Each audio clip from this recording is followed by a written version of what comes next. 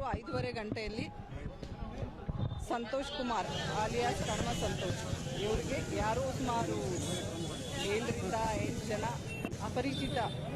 ಅಪರಿಚಿತರು ಬಂದು ಅವ್ರ ಮೇಲೆ ಮಚ್ಚಿನಿಂದ ದಾಳಿ ಮಾಡಿ ಕೊಲೆಯನ್ನ ಮಾಡಿರ್ತಾರೆ. ಈಗ ಸ್ಥಾನೇ ನಾನು ಸ್ಥಳಕ್ಕೆ ಭೇಟಿ ಮಾಡಿದ್ದೀನಿ. ಯಾರು ಏನು ಅಂತ ನಾವೀಗಾಗಲೇ ಪರಿಶೀಲನೆ ಮಾಡಬೇಕಾಗಿದೆ.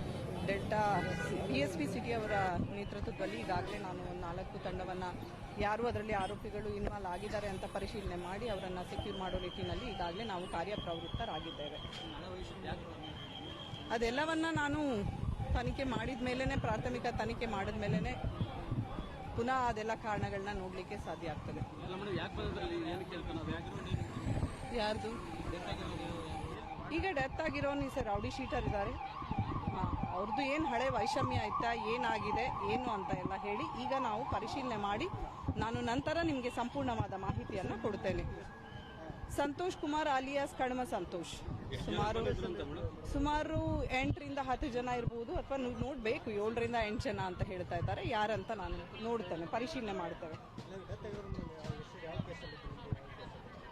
ಯಾವ್ಯಾವ ಕೇಸಲ್ಲಿ ಅವ್ರ ಮೇಲೆ ಸುಮಾರು ಕೇಸಸ್ ಇದೆ. ಅವ್ರ ಮೇಲೆ ಎಲ್ಲ ಬಾಡಿ ಅಫೆನ್ಸಸ್ ಕೇಸಸ್ ಇದ್ದಾವೆ, ಮರ್ಡರ್ ಕೇಸಸ್ ಕೂಡ ಇದೆ. ಬೇರೆದು ಏನು ಆಗಿದೆ ಅಂತ ಹೇಳಿ ಇದರಲ್ಲಿ ಯಾರು ಇನ್ವಾಲ್ವ್ ಆಗಿದ್ದಾರೆ ಅಂತ ಹೇಳಿಬಿಟ್ಟು ನಾನು ಪ್ರಾಥಮಿಕ ತನಿಖೆ ಮಾಡಿ ನಂತರ ತಮಗೆ ಸಂಪೂರ್ಣವಾದ ಮಾಹಿತಿಯನ್ನು ಕೊಡ್ತಾ ಇದ್ದೀನಿ. ಅದೆಲ್ಲವನ್ನ ನಾನು ಪರಿಶೀಲನೆ ಮಾಡಬೇಕು. ಅದ್ರ ಬಗ್ಗೆ ಚೆಕ್ ಮಾಡಿದ ಮೇಲೆ ನಾನು ನಿಮಗೆ ಎಲ್ಲ ಮಾಹಿತಿಯನ್ನು ಕೊಡಲಿಕ್ಕೆ ಸಾಧ್ಯ.